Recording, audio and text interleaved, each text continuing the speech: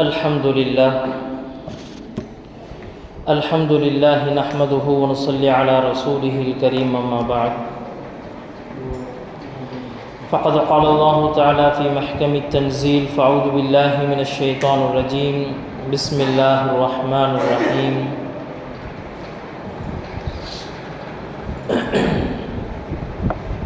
نحن قسمنا بينهم معيشتهم في الحياة الدنيا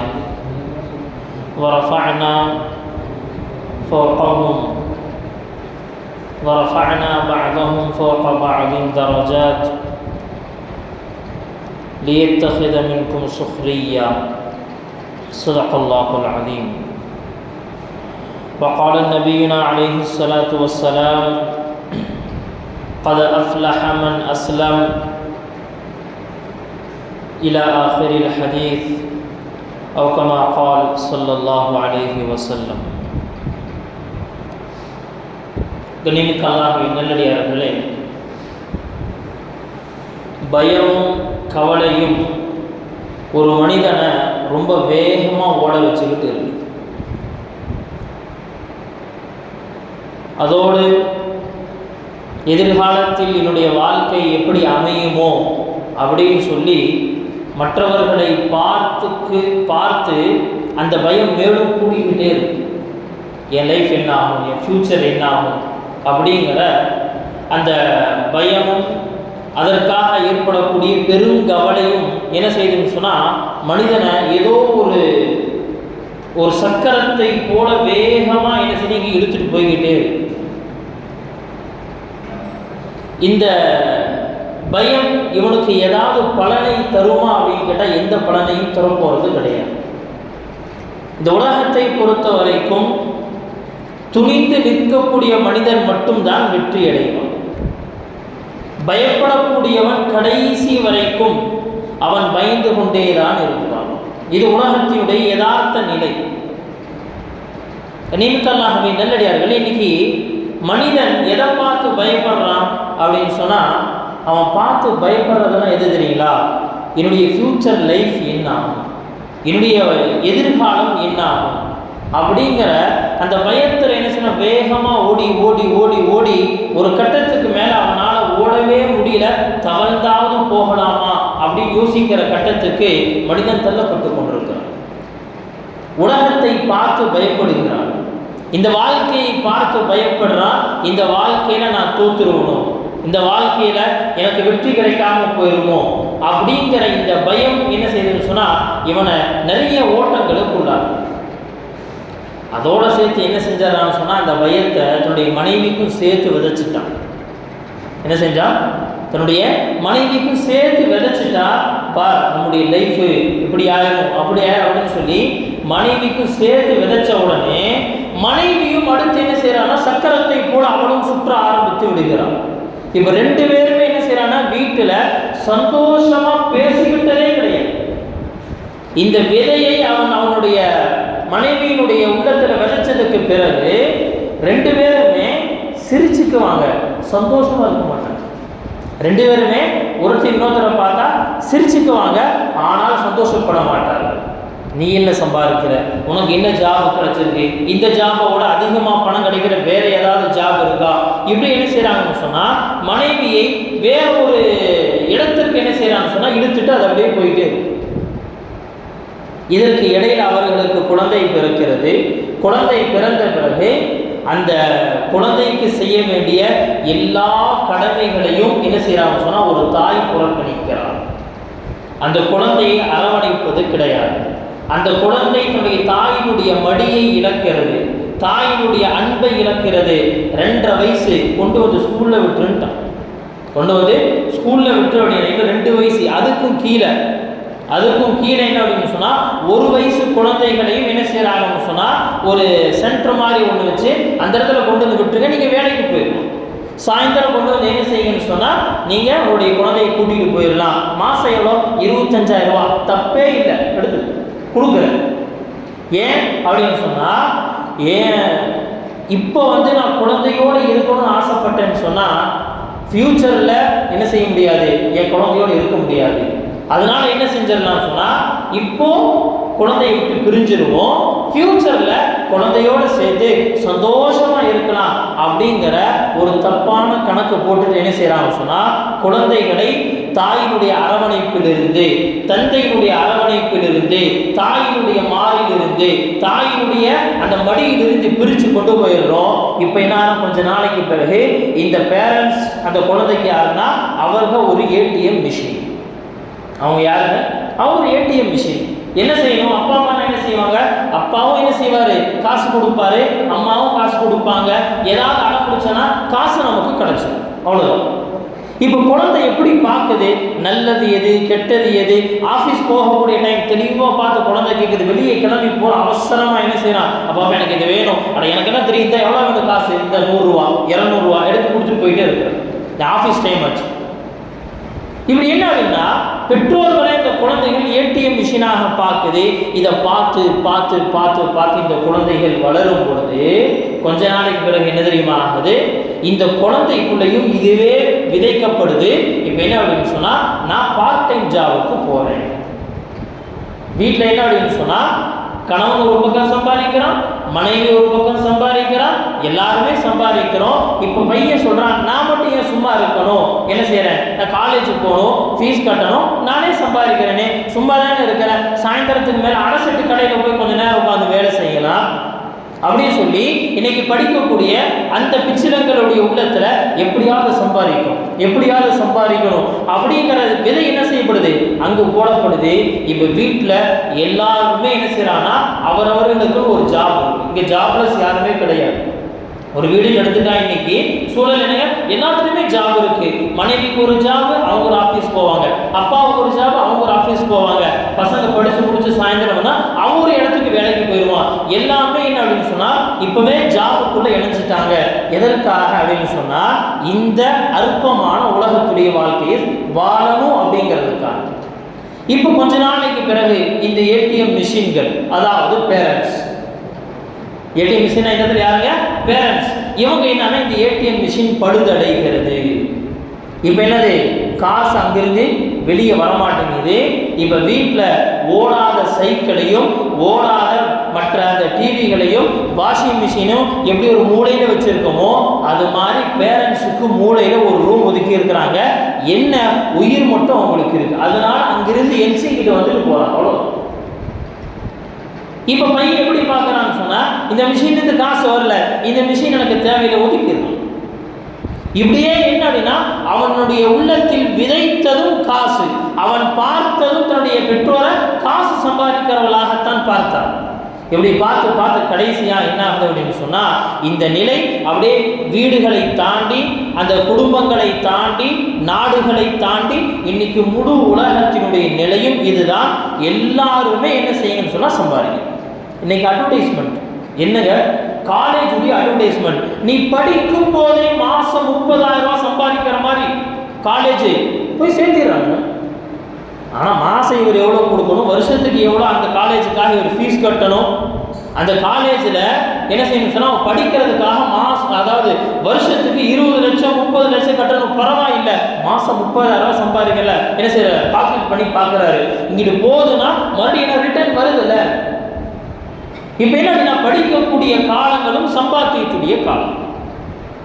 அதாவது பணத்தை வேண்டாம் என்று சொல்லல, ஆனால் எல்லாமே மணி மோட்டிவா இருந்தால் என்ன செய்யுது, அதுதான் விஷயம். கண்ணியமிக்க நல்லடியார்களே, இது ஏன் நடக்குது, இது ஏன் இப்படி நடக்குது, இப்படியே தான் நடக்குமா, இதுதான் மனிதனுடைய வாழ்க்கையா, இதுக்கு தீர்வே இல்லையா அப்படின்னு சொல்லி தீர்வுகளை எல்லா பக்கம் அலசுறாங்க, ஆராயிறாங்க. யாருக்கும் தீர்வை தேட வேண்டுங்கிற எண்ணமே முதல்ல இல்லை.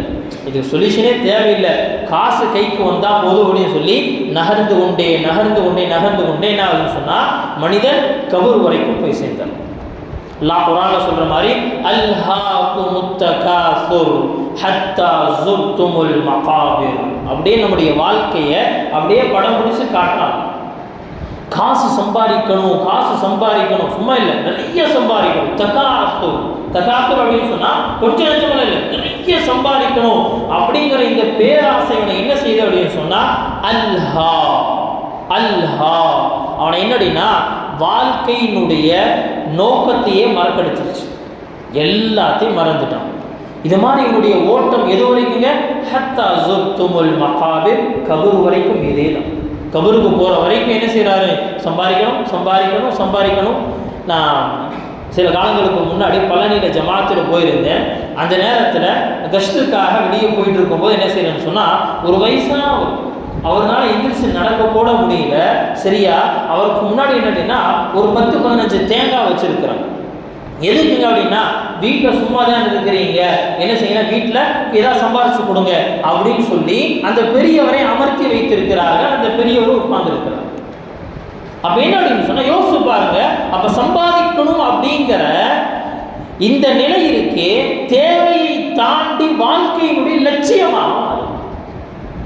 வாழ்றதே காசுக்காகத்தான். ஒருத்தட்ட பேசுறதே காசுக்காக, சிரிக்கிறதே காசுக்காக. எல்லாம் நடிப்பு. இன்னைக்கு நடிகர்களை நம்ம என்ன செஞ்சுட்டோம்? தலைவர்களாக எடுத்துறோம் அப்படின்னு சொன்னா நம்ம வாழ்க்கை எல்லாமே இப்படிதான். ஏன்னா அவன் வாழ்றதே என்னன்னா அடுத்தவனை ஏமாத்துறதுக்காகத்தான்.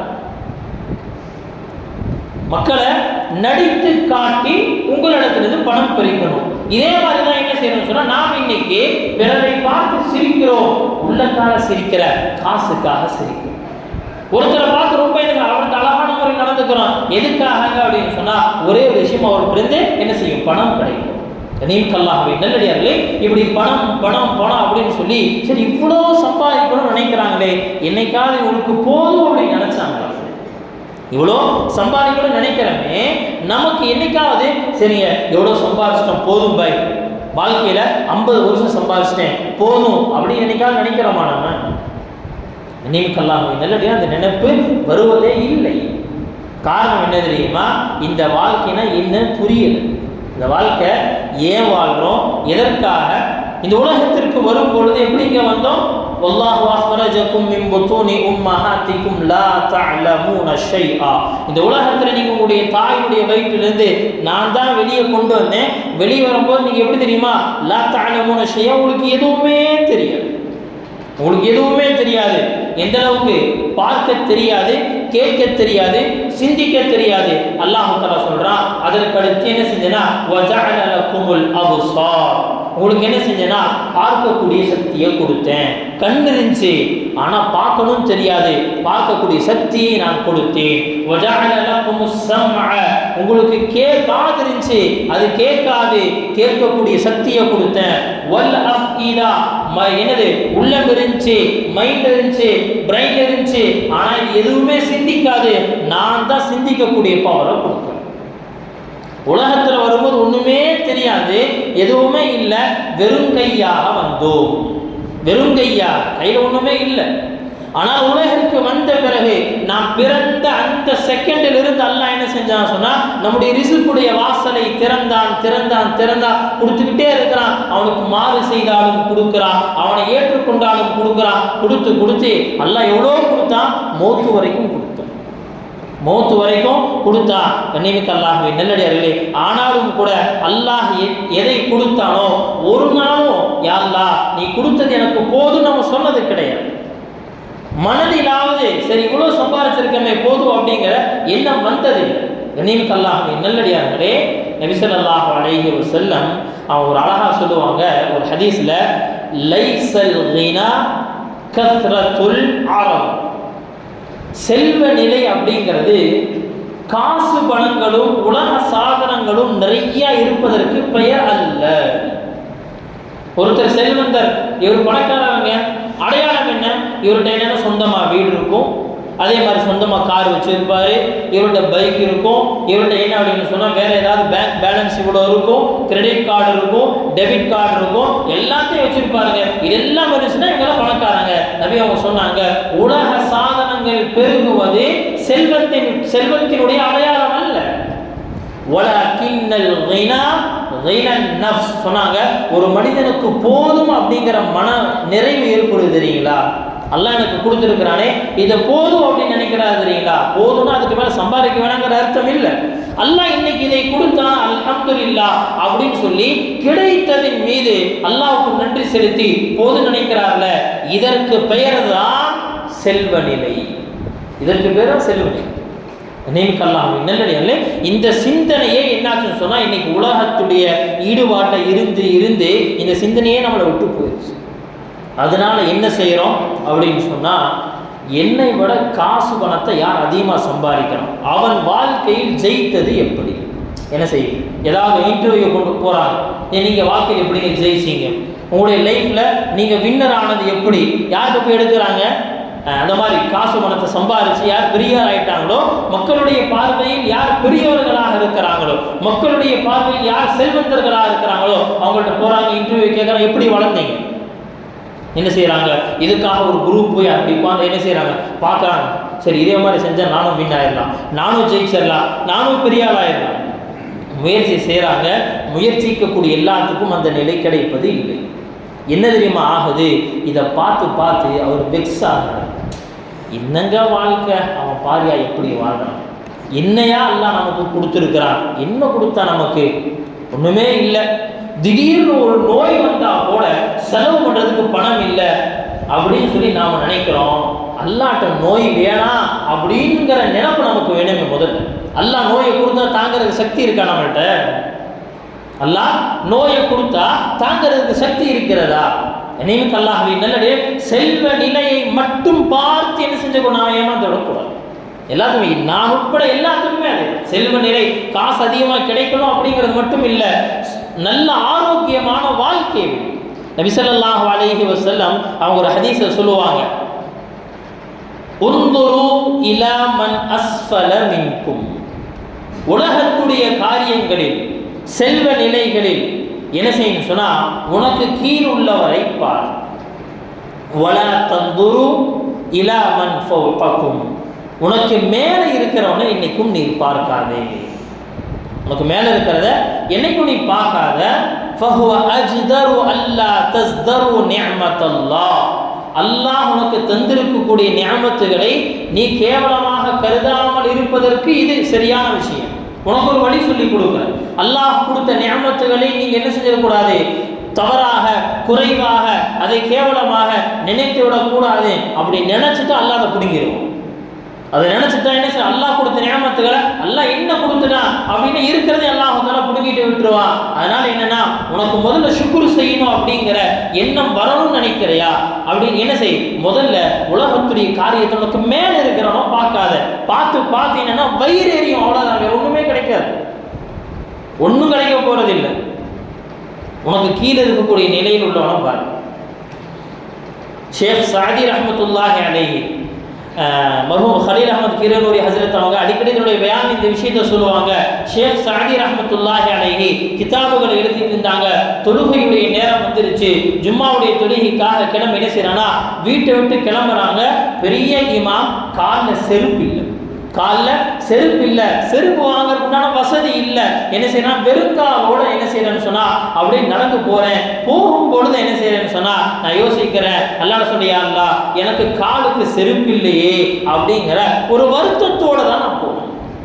போயிட்டே இருந்தேன். ஜாமியா மஸ்ஜிதினுடைய அந்த படிக்கட்டுகளில் என்ன செஞ்சேன்னு சொன்னா மேலே ஏற ஏற சைடில் ஒரு முசாஃபிர்கள் அப்படியே லைனா உட்கார்ந்துருக்காங்க. அதில் ஒருவனை பார்த்து அவனுக்கு 2 கால்களுமே இல்லை. அல்லாஹ்வுக்கு நன்றி செலுத்தின, யா அல்லாஹ் என் காலுக்கு செருப்பு தான் இல்லை, அவனுக்கு காலே இல்லை, எனக்கு நீ காலை கொடுத்திருக்கிறாயே, இந்த காலிற்காக நான் நன்றி செலுத்துவேன்னு சொன்னான்.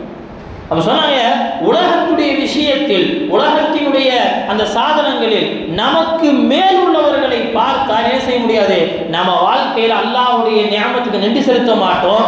மாறாக என்ன செய்வோம்னு சொன்னா நியமத்துகளை குறைத்து மதிப்பிடுவோம். நமக்கு கீழே இருக்கிறவனை பார்த்து எனக்கு இந்த நிலை இருக்கு, இது கூட இல்லாம அந்த மனிதர் இருக்கிறாரே, யா அல்லாஹ் இதை நீ கொடுத்ததற்கு நன்றி, அல்ஹம்துலில்லாஹ் அல்ஹம்துலில்லாஹ் அப்படி என்ன செய்யலாம், நாம சொல்லிக்கொண்டே போகலாம். நினைவுக்கு அல்லாஹ்வின் நல்லடியார்களே, இன்னொரு ஹதீஸ்ல நபி ஸல்லல்லாஹு அலைஹி வஸல்லம் ஹஜ்ரத் அபூ ஹுரைரா ரலியல்லாஹு அன்ஹு அவங்களுக்கு சொல்லுவாங்க, அபூ ஹுரைரா உனக்கு நான் சில உபதேசங்களை செய்கிறேன். அந்த உபதேசங்கள் என்ன, குன் வரிஅன் தகுன் அஅபதன் நாஸ். சொன்னாங்க, நீ பேணுதலான வாழ்க்கையை வாழ். உன்னுடைய வாழ்க்கையினுடைய சம்பாத்தியங்கள், உன்னுடைய மற்ற விஷயத்தில் என்ன செய்யணும், ரொம்ப பார்த்து ஹலால் உள்ள வருதா அப்படின்னு பார்த்து என்ன செய்யணும் சொன்னா, நீ பேணுதல் உள்ள வாழ்க்கையை வாழு. தகுன் அஅபதன் நாஸ், மக்களிலேயே மிகப்பெரிய ஆபிது நீதான். ஆபித் அப்படின்னா பக்கத்துல என்னது, பள்ளிவாசலுடைய முதல் சஃப்ல நின்று அல்லாஹ் அக்பர் தக்பீர் கற்றவர் மட்டும் கிடையாது, அல்லது அந்த வேலை செய்பவர் மட்டுமே என்ன கிடையாது, ஆபித் இல்ல. சொன்னாவுடைய வருமானத்தில், உன்னுடைய சம்பாத்தியத்தில் என்ன செய்யும் சொன்னா, நீ பேணுதலை கடைபிடி. வருமானத்திலும் அதை செலவு செய்வதிலும் உன்னுடைய எல்லா விஷயத்திலும் என்ன செய்யணும், கொஞ்சம் பேணுதலை கடைபிடி. நீ என்ன தெரியுமா, மக்களிலேயே பெரிய அவுலியா நீதான். மக்களிலேயே பெரிய அவுலியா நீதான். நம்ம வாசையில் புரியுற மாதிரி சொல்றதா இருந்தா நியமிக்க அல்லாஹ்வை நல்லடியது. அல்லாஹ் தஆலா எவ்வளவு அழகான ஒரு தீனை கொடுத்தான். நம்மளை பொறுத்த வரைக்கும், அதாவது நம்முடைய இந்த நபியினுடைய இந்த வார்த்தையை மக்களிலேயே சிறந்த உயர்ந்த வணக்கசாலியாக ஆகணும் அப்படிங்கிறத பிற மதத்தோடு நீங்க ஒப்பிட்டு பார்த்தீங்கன்னு சொன்னா, நீங்கள் உலகத்தினுடைய எந்த தொடர்பும் இல்லாதவர்களாக இருக்கும். உலகத்துடைய எந்த தொடர்பும் உங்களுக்கு இருக்கக்கூடாது, அப்பதான் நீ வணக்கசாலி. ஆனா நபி அவங்க சொல்றாங்க, மக்களிலேயே பெரிய வணக்கசாலியாக நீ ஆகணுமா, உன்னுடைய சம்பாத்தியத்தில், நீ சாப்பிடுவதில், உன்னுடைய பார்வையில், உன்னுடைய செயல்களில் நீ பேணுதல் உள்ளவனாக மாறி. அவ்வளவுதான். மக்கள்ல அதுக்காக தொழுவக்கூடாதுங்கிற கருத்து கிடையாது. நீ நிறைய இபாதத்துகள், உபரியான வணக்கங்கள், நைட்டெல்லாம் நின்று தொழுகணும் அப்படின்னாதான் நீ ஆபிதா மாறுவ கிடையாது. பேணுதல் உள்ள வாழ்க்கை உன்னை அல்லாஹ்விடத்தில் மிகப்பெரிய ஆபிதாக்கி காட்டும். அதுக்கடுத்து சொன்னாங்க, வகுன் கனிஅன், நீ போதும் என்ற மனதோடு வாழ்ந்து கொள். தகுன் அஷ்கரன் நாஸ், மக்களிலேயே அல்லாஹ்வுக்கு மிக அதிகம் நன்றி செலுத்துபவனாக மாறி. அல்லாஹ் எதை கொடுத்திருக்கிறானோ அதை போதும் நினைச்சுடைய வாழ்க்கையை வாழ். என்னாகுவ, மக்களிலேயே நீ ஆக சிறந்தவனாக மாறிவிடுவாய். ஹக்கீம் இப்னு ஹிஸாம் ரலியல்லாஹு அன்ஹு அவர்களுடைய வாழ்க்கை சம்பந்தமாக ஒரு சம்பவம் சொல்லப்படும். ஹக்கீம் இப்னு ஹிஸாம் அவர்களுடைய இஸ்லாத்தினுடைய ஆரம்ப காலகட்டம் என்ன சொன்னா, ஒரு சமயத்தில் நபி அவர்களிடத்துல சில கனிமத்துடைய பொருள் வருது. அதை வாங்குவதற்காக வந்தவங்க யாரும் சொல்லா, எனக்கு கொஞ்சம் கனிமத்தில் பங்கு கொடுக்கல அப்படின்னு சொல்லி என்ன செய்யறாங்க, அதை கேட்கறாங்க. நபி அவர்கள் எடுத்து கொடுத்தாங்க. நபி அவங்க கொடுத்த பிறகு சொன்னா, யாரும் சொன்ன இன்னும் கொஞ்சம் கொடுங்க அப்படின்னு மீண்டும் கேட்கிறாங்க. நபி அவங்க ரெண்டாவது டைம் கொடுத்துட்டாங்க. அதற்கடுத்து என்ன செய்யறாங்கன்னு சொன்னா, அந்த சஹாபியோடு கேட்கிறேன், யாரும் சொல்லலாம் இன்னும் கொஞ்சம் சேர்த்தி கொடுங்களேன், இன்னும் கொஞ்சம் சேர்த்தி கொடுங்களேன். நபி அவங்க மூணாவது தடவையும் கொடுத்துட்டாங்க.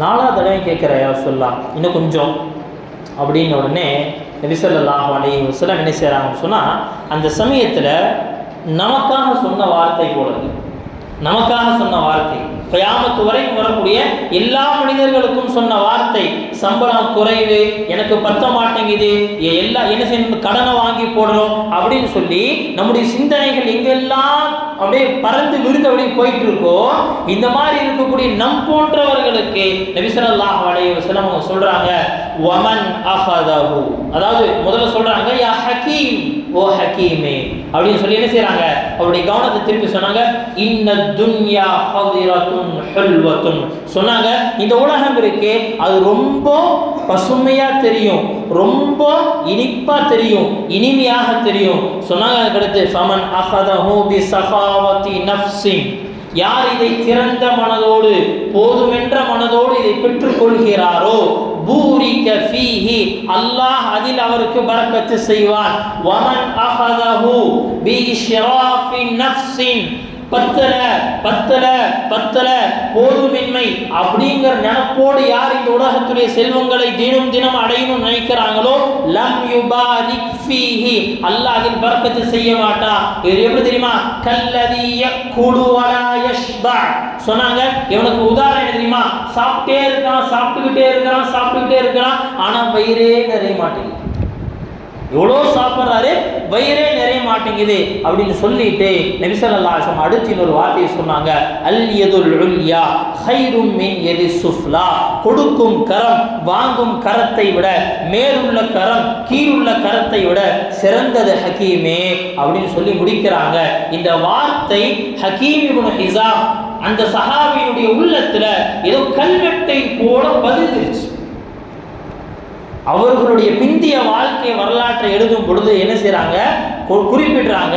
அதற்கு அடுத்து ஹஜ்ரத் ஹக்கீம் இப்னு ஹிஸாம் வாழ்க்கையில் யாரிடத்திலும், இன்னும் சொல்ல போனா நபியிடத்திலும் கூட யார் ரசூலுல்லாஹ் எனக்கு இந்த தேவை இருக்கு கொடுங்கன்னு கேட்டதே கிடையாது. நபியினுடைய காலம் கடக்கிறது. ஹஜ்ரத் அபூபக்கருடைய காலம், கனிமத்துடைய பொருள், போருக்கு போயிட்டு வந்திருக்கிறார். போர்ல யாரெல்லாம் கலந்து கொண்டார்களோ அந்த சிப்பாய்களுக்கு கனிமத்தில் பங்கு இருக்கிறது. இப்ப என்ன செய்யறாங்க, போர் செல்வங்களை கொடுப்பதற்காக ஹக்கீமை கூப்பிடுறாங்க, வந்து வாங்கிட்டு போங்க. சொன்னாங்க, இல்ல இல்ல நபி இடத்தில் நான் சொல்லிட்டேன், இனிமேல் யாரிடத்திலும் நான் எதையும் வாங்க மாட்டேன், உன்னுடைய காசு தான்ப்பா. சொன்னாங்க, எனக்கு தேவையில்லை. அபூபக்கருடைய காலம் அப்படியே முடியுது. ஹஜ்ரத் உமருடைய காலம் வருது. அதற்கடுத்து என்ன செய்றாங்க, ஹஜ்ரத் உமர் கூப்பிட்டு சொல்றாங்க, ஹக்கீம் வந்து வாங்கிட்டு போனா வாங்கல. ஒரு கட்டத்துல உமர் இப்னு கத்தாப் ரலியல்லாஹு அன்ஹு என்ன செஞ்சிட்டாங்கன்னு சொன்னா, மக்களுக்கு மத்தியில் அறிவிப்பு செஞ்சிட்டாங்க, நீங்க எல்லாரும் சாட்சியாக இருங்கள், நான் ஹக்கீமை அழைத்தேன் போர் செல்வங்களை தருவதற்காக, அவர் வாங்க மறுத்து விட்டார். நாளைக்கு யாரும் என்னை குறை சொல்லி இருக்கக்கூடாது. ஹஜ்ரத் உமர் இருக்கிறாரே, அவருடைய போக்கு வேற, அவர்கள் வாழ்ந்த கால சூழல் வேற. என்ன செய்யறாங்க, அபூபக்கரை போல அமைதியாக போக முடியாது, இந்த இடத்தில் நான் தெளிவுபடுத்தி ஆகணும். ஹக்கீமை அழைத்தேன் போர் செல்வங்களை தருவதற்காக, அவர் வாங்க மறுத்து விட்டார் அப்படின்னு சொல்லிட்டாங்க. ஹக்கீம் இப்னு ஹிஸாம் மௌத்து வரைக்கும் யார் இடத்திலும் என்னன்னா, அவர் தன்னுடைய தேவையை சொல்லி யார் இடத்திலும் எதுவும் கேட்டது கிடையாது. நல்லடியார்களே, இதுதான் என்ன அப்படின்னு சொன்னா நபியினுடைய ஹதீஸ் இருக்கு, அவர்கள் தந்த விஷயம். அப்ப அவங்க சம்பாதிக்கலையா, சம்பாதித்தார்கள். எது அல்லாஹ் அவருடைய சம்பாத்தியத்தின் மூலமாக கொடுத்தானோ அதை போதும் நினைச்சாங்க. அதை என்ன செஞ்சாங்க, போதும் நினைச்சாங்க. கனிமத்துல்லாஹ்வின் நல்லடியார்களே, அதாவது போதும் என்ற மனம் அப்படிங்கிறதுக்கு அர்த்தம் சோம்பேறித்தனம் கிடையாது, சம்பாதிக்க கூடாது அப்படிங்கிறது கிடையாது. சொன்னாங்க கஸ்புல் ஹலால், ஹலாலான சம்பாத்தியம் இபாதத்துன், இது ஒரு வணக்கம். கஸ்புல் ஹலாலி இபாதத்துன், இது ஒரு வணக்கம். சம்பாதிக்கிறது எது, ஹலாலான சம்பாத்தியம். அப்போ இன்னொரு பக்கம் போதும் சொல்றாங்க, இதுக்கு அர்த்தம் என்ன சொன்னாங்க, முதலில் உங்களுடைய சம்பாத்தியத்தை நீங்கள் ஹலாலாக ஆக்குவது இபாதத்து. அதற்கடுத்து சொன்னாங்க, அந்த சம்பாத்தியத்தின் விளைவாக முடிவாக உங்களுக்கு எது கிடைத்ததோ அதில் நீங்கள் ரப்பை பொருந்திக் கொள்வது, இதற்கு பேர் கனாஅத், போதும் என்ற மனம். சம்பாதிக்கணும், சம்பாதிச்சு இது கிடைச்சிச்சோ சம்பாதிச்சங்க, அங்கே போனேன், இவ்வளோ காசு போட்டேன், ரொம்ப குறைவாக தான் கிடைச்சிருக்கு அப்படின்னு பேசக்கூடாது. நான் முயற்சித்தேன், சம்பாதித்தேன், என்ன அப்படின்னு சொன்னா அல்லாஹ் எனக்கு இதை கொடுத்துருக்கான், கொடுத்தது போதும் அப்படின்னு நினைங்க. நாளைய சம்பாத்தியத்தை நாளைக்கு பார்த்துக்கணும். இன்னைக்கு என்ன சம்பாதிச்சனோ அல்லது இந்த மாதம் எனக்கு எது கிடைச்சிச்சோ, என்ன லாபம் கிடைச்சிச்சோ, அல்ஹம்துலில்லாஹ் இது அல்லாஹ் எனக்கு கொடுத்தது. அடுத்த மாசம் முயற்சியை அதிகப்படுத்துவேனே தவிர என்ன செய்ய மாட்டேன், எனக்கு போன மாசம் இப்படி பண்ணிட்டியா அல்லாஹ் இப்படி பண்ணிட்டியா அல்லாஹ் என்ன சொல்ல புலம்ப மாட்டேன். இந்த சீமான் தனம் அப்படிங்கிற இந்த போதும் என்ற மனம் இல்லை அப்படின்னு சொன்னா பணக்காரர்களும் புலம்புவார்கள், ஏழைகளும் புலம்புவார்கள், எல்லாமே புலம்பும். அதனால நபி ஸல்லல்லாஹு அலைஹி வஸல்லம் என்ன செஞ்சாங்கன்னா, ஒரு ஹதீஸ்ல இந்த விஷயத்தை ரொம்ப அழகான முறை என்ன செஞ்சாங்க சொன்னாங்க, தூபா அவருக்கு சுப செய்தி உண்டாகட்டும், லிமன் ஹுதிய இலல் இஸ்லாம், அல்லாஹ் அவருக்கு இஸ்லாத்துடைய பாக்கியத்தை கொடுத்தார். வகான ஐஷுஹு கஃபாஃபன், அவருடைய வாழ்க்கையில அவருக்கு என்ன தேவையோ அதை கொடுத்தார். வகனிஅ, இப்போ என்ன செய்யறாருன்னா அதை எல்லாத்தையும் வாங்கிட்டு அல்லாஹ் எதை கொடுத்தானோ அதை போதும் நினைச்சாரு. சொன்னாங்க, இவருக்கு சுப செய்தி உண்டாகட்டும், கத் அஃப்லஹ மன் அஸ்லம், முஸ்லிமாக ஆனவர்களுக்கு வெற்றி கிடைக்கட்டும். வருஸிக கஃபாஃபன், அவருக்கு தேவையான ரிஸ்க் வழங்கப்படுது. வகன்னஅஹு அல்லாஹு பிமா ஆதா, அல்லாஹ் எதை கொடுத்தானோ அதில் அவருக்கு போதும் என்ற அந்த தன்மையும் சேர்த்து கொடுத்தான். ரிஸ்கோட சேர்த்து என்னங்க கொடுத்தான், அல்லாஹ் இதையும் கொடுத்தானா போதும் என்ற மனதையும் சேர்த்து கொடுத்தான். அதனால தான் நபி ஸல்லல்லாஹு அலைஹி வஸல்லம் அவர்கள் கற்றுக் கொடுத்த துஆக்கல்ல ஒரு அழகான துஆ இருக்கு. துஆ எல்லாமே சொல்லலாமா? சொல்லுங்க. அல்லாஹும்ம இன்னி அஊது பிக மின் இல்மின் லா யன்ஃபஉ வ மின் கல்பின் லா யஹ்ஷஉ வ மின் நஃப்ஸின் லா தஷ்பஉ வமின் தஅவத்தின் லா யுஸ்தஜாபு லஹா. எவ்வளோ அழகான துவா தெரியுங்களா? யா அல்லாஹ், எனக்கு எந்த நாலேஜ் வேண்டாமோ அதை என்கிட்ட இருந்து எடுத்துரு, எனக்கு தேவையில்லை. எனக்கு தேவையில்லாத நாலேஜுகளை எனக்கு கொடுத்துறாரு. ஏன்னா இன்னைக்கு நிறைய பார்த்தீங்கன்னு சொன்னால் தேவையற்ற நாலேஜுகளை தான் நம்ம கெயின் பண்ணி என்ன செய்கிறோம், எடுத்துக்கிட்டே இருக்கோம். சொன்னாங்க மின் இல்மில்லா யன்ஃபா, பலனளிக்காத கல்வியை விட்டு முன்னிடத்துல பாதுகாப்பு தேடுறேன். வமின் கல்பில்லா யக்ஷா, பயப்படாத உள்ளம், பாவம் செய்கிறதுக்கு வட்டி வாங்குறதுக்கு இப்படி துணிஞ்சு நிற்கிறதுங்க உள்ளம். சொன்னாங்க இந்த மாதிரி உள்ளத்திலிருந்து இடத்துல பாதுகாப்பு தேடுறேன். உமை நஃப்ஸில்லா தஷ்பா, எவ்வளோ சாப்பிட்டாலும் என்னது பசி அடங்க மாட்டேங்குதே, அப்படிப்பட்ட நஃப்ஸை விட்டு முன்னிடத்துல பாதுகாப்பு தேடுறேன். மனசுல என்னது திருப்தியே வரமாட்டேங்குது, இப்படிப்பட்ட அந்த மனதை விட்டும் இப்படிப்பட்ட மனோ இச்சையை விட்டும் யாரெல்லாம் உன் இடத்துல பாதுகாப்பு தரேன். கடைசியானாக ஒரு துவா சொன்னாங்க, எவ்வளோ அழகான துவா. யா அல்லாஹ், நான் கேட்குற எல்லா துவாவையும் நீ அங்கீகரிச்சு. நான் கேட்குற எல்லாத்துக்கும் அதே ஆசை, எல்லாத்துக்கும் அதே நான் கையெடுத்து அல்லாட்ட கேட்கும் பொழுது அல்லாஹ் எனக்கு கொடுத்துன்னு நினைக்கிறமே. சொன்னாங்க, யா அல்லாஹ், ஒப்புக்கொள்ளப்படாத துவாவை நான் கேட்பதை விட்டு முன்னிடத்துல பாதுகாப்பு தரேன். இந்த துவா கேட்டால் எனக்கு கிடைக்காது, ஒப்புக்கொள்ளப்படாது அப்படிங்கிற நிலை இருக்கக்கூடாது. நான் கையேந்தினால் நீ எனக்கு தரணும், அப்படிப்பட்ட ஒரு நிலை எனக்கு கொடு என்பதாக நபி ஸல்லல்லாஹு அலைஹி வஸல்லம் சொன்னாங்க. நீங்க அல்லாஹ்வின் நல்லடியார்களே, அப்போ இந்த சுருக்கம் என்ன அப்படின்னு சொன்னால், வாழ்க்கையில் சம்பாதிப்பது இதை தடை செய்யல. சம்பாதிப்பினுடைய முடிவில் அல்லாஹ் எதை கொடுத்தானோ இது போதும் நினைச்சோம் அப்படின்னு சொன்னால் கண்டிப்பான முறையில் அல்லாஹ் என்ன செய்வான்னு சொன்னால் நம்முடைய வாழ்க்கையில் நிம்மதியை தருவான், சந்தோஷத்தை தருவான். வீட்டில் ஒருத்தர் இன்னொருத்தரை பார்த்து மகிழ்ச்சி அடையும், சந்தோஷப்படுவோம். அப்படி இல்லைன்னா வீட்டில் கணவன் மனைவி பார்த்து பல்லடிக்குமே தவிர சந்தோஷப்படாது. குழந்தைகள் தந்தையர்களை பேரண்ட்ஸை பார்த்து என்ன செய்வாங்க, சிரிப்பாங்க, ஆனால் சந்தோஷம் இருக்காது. இப்படிப்பட்ட வாழ்க்கை தான் இன்னைக்கு போயிட்டு இருக்கு. எப்போ மன நிறைவு நமக்குள் ஏற்படுமோ, அல்லாஹ்விடத்தில் அதை கேட்டு வாங்குறோமோ, கண்டிப்பாக அல்லாஹ் என்ன செய்வான்னு சொன்னால் நமக்கு அழகான நிம்மதியான சந்தோஷமான வாழ்க்கையை தருவான். அல்லாஹ் சுப்ஹானஹு வ தஆலா விசாலமான ரிஸ்கையும் அதில் போதும் என்ற மன தூய்மையும் அல்லாஹ் நமக்கு தந்தருவானாக. வாஹிரு தஅவானா அல்ஹம்துலில்லாஹி ரப்பில் ஆலமீன்.